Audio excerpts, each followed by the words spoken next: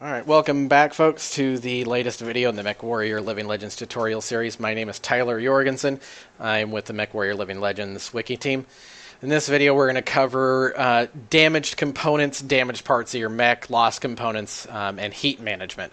So I've got a couple of volunteers. I'm going to have them meet me. Let's see here.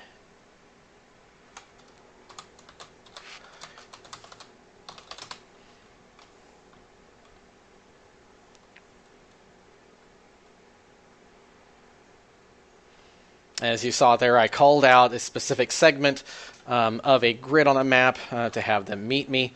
It's going to take me a minute to get there, but in the meantime, kind of a basic overview of your vehicle or mech status there in the bottom right. You'll notice different components and different armor indicators. Some mechs have pods. Up on the left, you'll see those indicators, LERE. Your back torso with the core indicator in above the armor indicator there. Your torso's legs and arms, which will also have color indicators on the mech outline itself. So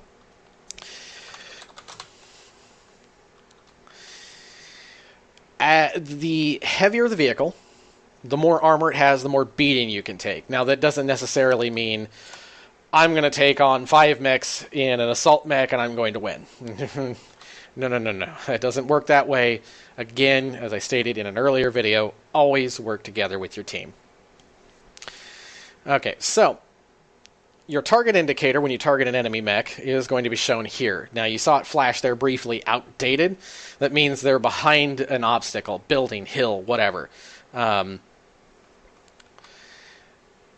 So as you'll see, it'll update on its own, and we'll start with the tutorial here of damage. 1 second.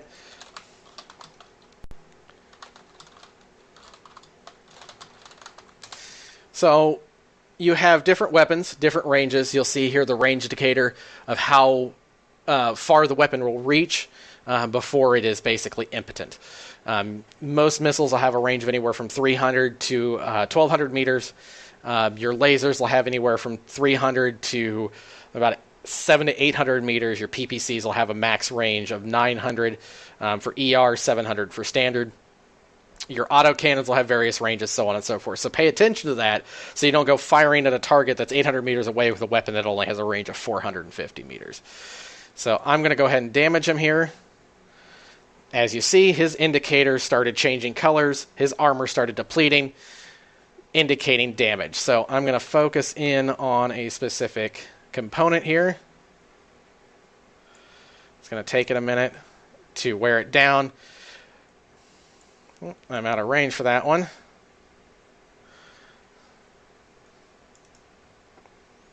And you'll see I blew off a component. It'll turn black once it's completely gone.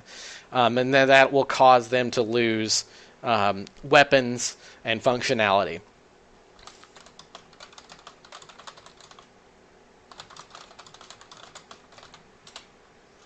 So I'm going to have him shoot me, and I'm going to have him take off a specific component to show you what happens when you lose something.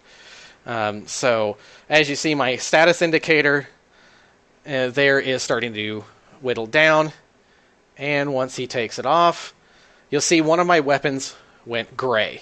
That means that weapon is gone because that component that held it is gone. And you'll also note internal damage. Once you take enough internal damage, your mech goes kaboom. Okay, so I'll show you here.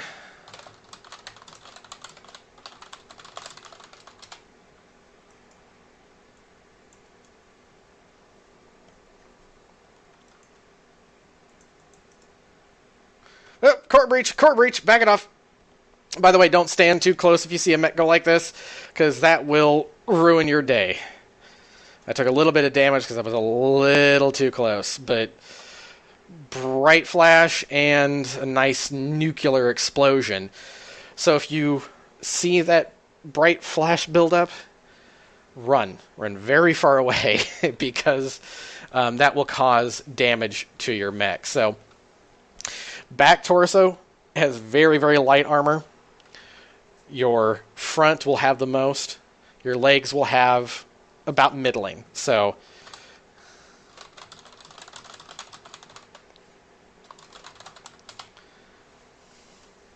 okay, so I'm going to have him aim for one of my legs. This is another easy component to take down because it doesn't have a whole heck of a lot of armor protecting it.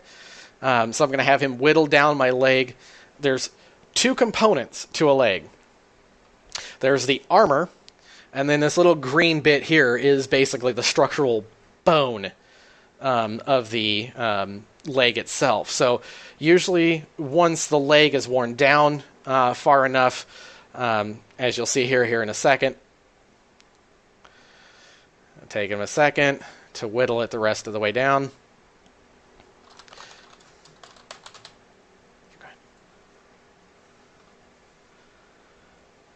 Eventually, it's going to reach the point, you see that little red indicator right there, leg actuator failure, which means your leg is effectively gimped. Your mech speed is reduced to about 1/10 of its max. And then eventually, they can wear through the bone, and down you go.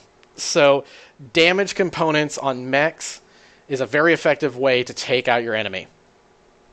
So, if you take out a leg, that'll knock them down out of the fight and or slow them down. Take out an arm or a piece of left or right torso or one of the component stacks on the shoulders, that'll take out their weapons. Hit the back where there's the least armor, that'll not only A, slow them down significantly, but B, it could potentially take out a mech in a matter of a few shots, depending on your weapons. So, unfortunately, I'm kind of stuck on the ground, and if you lose a leg, you're pretty much screwed. So you might as well just lay here, take it, and hope to God somebody's merciful enough to end your suffering.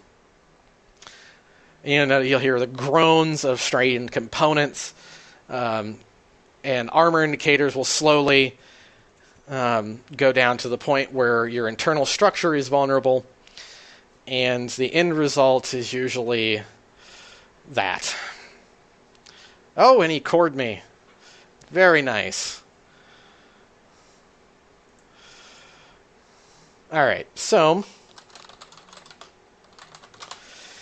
that takes care of damage components. The next thing that we're going to go over real quick is managing your heat.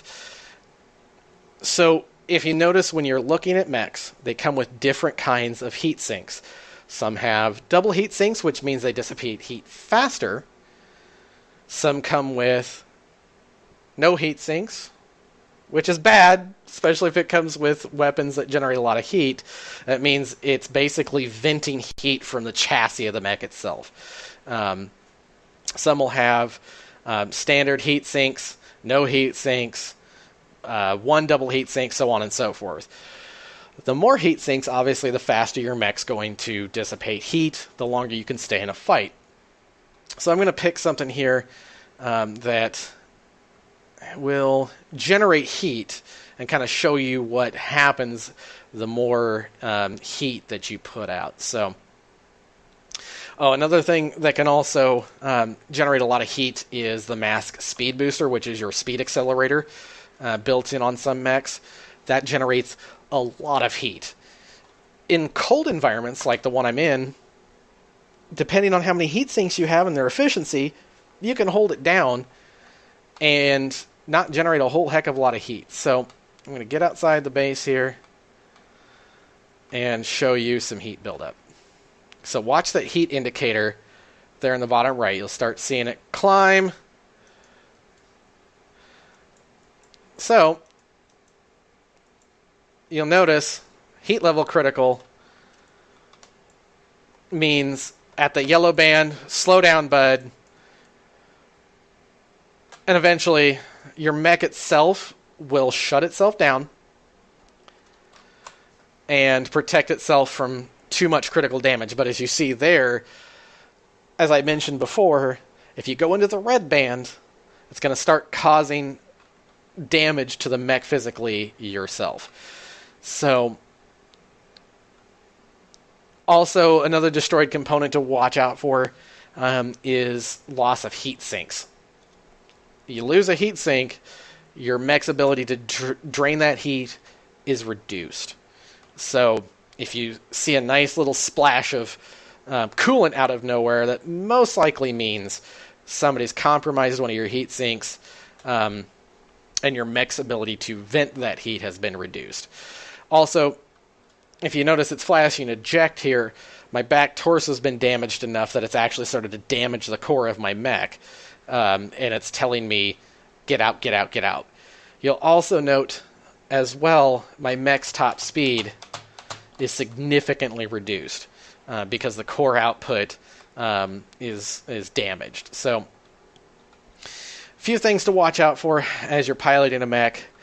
Protect your components. Don't overheat. If you lose some of your weaponry, try and disengage from the fight if possible and go get another mech. Hopefully you'll be lucky enough to get out of that situation. Most of the time you're not. You're going to end up getting blown up and unfortunately lose the fight. So thank you very much for watching this video. We really appreciate the time that you guys put into the game playing with us. We hope to see you in the servers playing alongside with other players, and we hope that you'll tune into the next video. Thank you very much. Have a good evening.